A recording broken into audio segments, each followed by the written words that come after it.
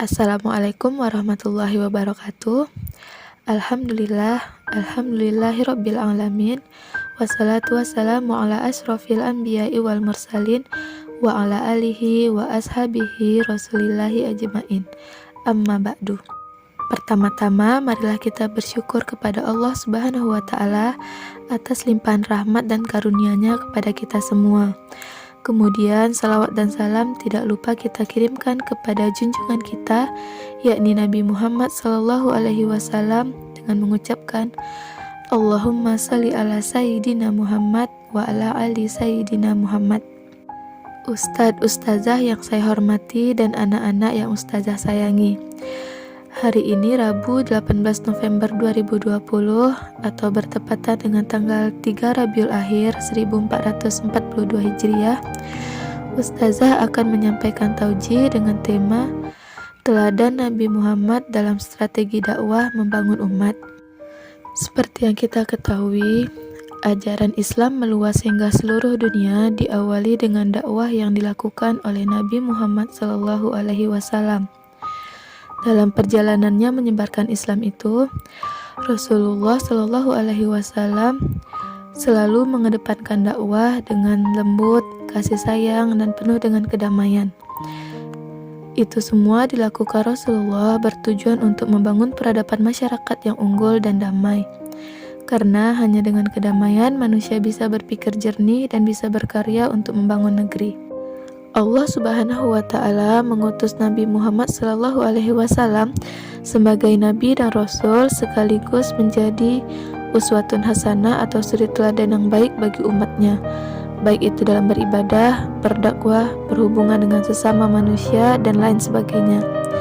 Seperti firman Allah dalam Quran Surat Al-Ahzab ayat 21 yang berbunyi, Laqad kana lakum fi Rasulillahi uswatun hasanah, yang artinya, sungguh telah ada pada diri Rasulullah itu suri teladan yang baik bagimu. Dalam berdakwah, Nabi selalu mengedepankan budi pekerti luhur dan kasih sayang setiap menghadapi umatnya.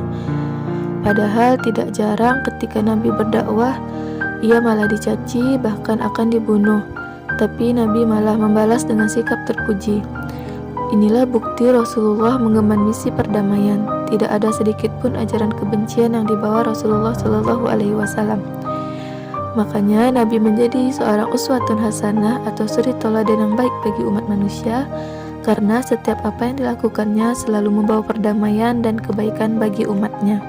Sebagai contoh akhlak mulia Rasulullah SAW dapat kita ambil dari sebuah kisah tentang Rasulullah yang setiap hari menyuapi pengemis buta yang membencinya, di mana pengemis itu tidak tahu bahwa Rasulullah yang setiap hari datang untuk membawakan makanan dan menyuapinya. Setiap Rasul menyuapi makanan untuk pengemis itu selalu menjelek-jelekkan Nabi Muhammad SAW dengan mengatakan bahwa Nabi pembohong, pendusta, dan cacian lainnya. Tapi mendengar itu Rasulullah tidak pernah marah apalagi dendam kepada si pengemis. Malah Rasulullah terus datang untuk menyuapi dan membawakan makanan untuk si pengemis buta itu.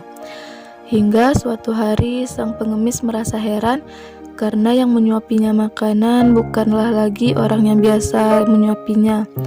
Karena si pengemis itu mengenali cara menyuapi dan nada bicara Nabi Muhammad SAW setiap dia menyuapi dan memberi makan kepada pengemis itu.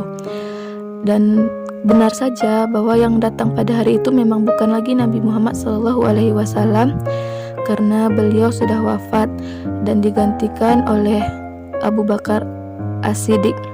Singkat cerita, akhirnya Abu Bakar memberitahu bahwa pengemis itu selama ini diberi makan dan disuapi makan oleh Nabi Muhammad SAW, orang yang selama ini dia benci. Betapa terkejutnya si pengemis begitu tahu bahwa pria baik hati yang biasa datang dan menyuapinya makan adalah Nabi Muhammad SAW. Akhirnya dia pun menangis menyesal karena selalu mencaci, menghina, dan memfitnah Rasulullah. Hingga akhirnya pengemis itu pun masuk Islam. Nah, begitulah mulianya akhlak Rasulullah dalam berdakwah menyebarkan Islam. Seandainya Rasulullah berdakwah secara keras atau bahkan dengan kebencian, mungkin Islam tidak akan bisa besar seperti sekarang. Dakwah dengan kebencian dan kekerasan hanya akan membuat Islam dipandang buruk oleh masyarakat luas. Kebaikan akhlak budi Rasulullah itulah yang menjadikan beliau sukses ketika membangun masyarakat Madinah menjadi kota berperadaban unggul. Karena hanya dengan keamanan, kedamaian, baru kita bisa beribadah dengan baik dan tenang. Ketika ibadah kita baik, maka kita akan dapat tumbuh menjadi pribadi yang berakhlak baik, yang bisa melakukan perubahan dalam segala bidang ke arah yang lebih baik pula. Nah, dengan begitu tugas kita ialah sebagai generasi penerus bangsa ialah meneladani dengan sungguh-sungguh salah satu strategi dakwah Rasulullah yang sukses, yaitu dengan mengedepankan misi perdamaian dan kasih sayang. Jauhi dakwah dengan kebencian dan kekerasan, karena Rasulullah sama sekali tidak mengajarkan dakwah dengan kebencian dan kekerasan. Dan dakwah yang berasal dari hati yang tulus penuh kasih sayang akan lebih bisa diserap dengan baik oleh orang yang menerimanya. Sekian dari Ustazah, apabila ada kata-kata yang kurang berkenan mohon dimaafkan. Wabillahi taufik wal hidayah. Wassalamualaikum warahmatullahi wabarakatuh.